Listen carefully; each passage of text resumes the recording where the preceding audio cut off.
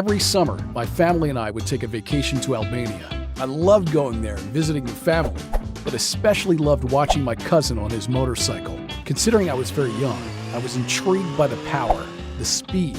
I remember stealing my cousin's keys when I got a bit older in order to joyride without him noticing.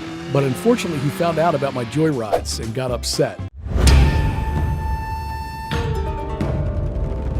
I even had to buy my own dirt bike to satisfy my hunger for my whole summer in Europe. That's how I learned to ride, and man, was it fun. I knew that when I was older, I myself would own a crotch rocket. So when I got back to Michigan, that's exactly what I did. Bought myself a bike, but sadly it was early winter. Once springtime came around, I didn't know when to stop riding because I was so in love with the sport. I started vlogging on YouTube and was doing it almost every day. One casual afternoon, riding my bike, I decided to do a wheelie, and I guess an officer seen me reckless driving.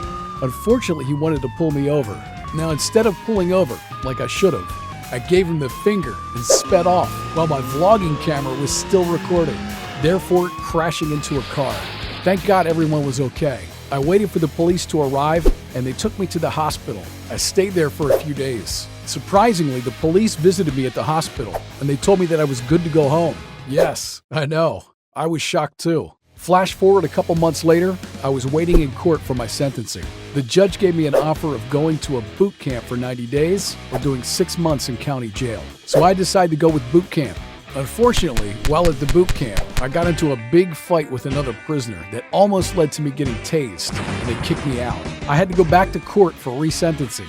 That's when I found out they were sending me back to, no, not the county jail, but prison. All because of a fight. I mean, it wasn't all that bad because I was allowed to play basketball almost every day, playing cards with other inmates, and had my own TV for like 3 months.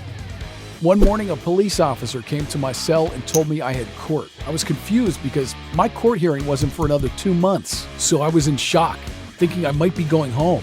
When I went to court, they said they had made some mistakes sending me to prison. Therefore, they sent me back to the county jail.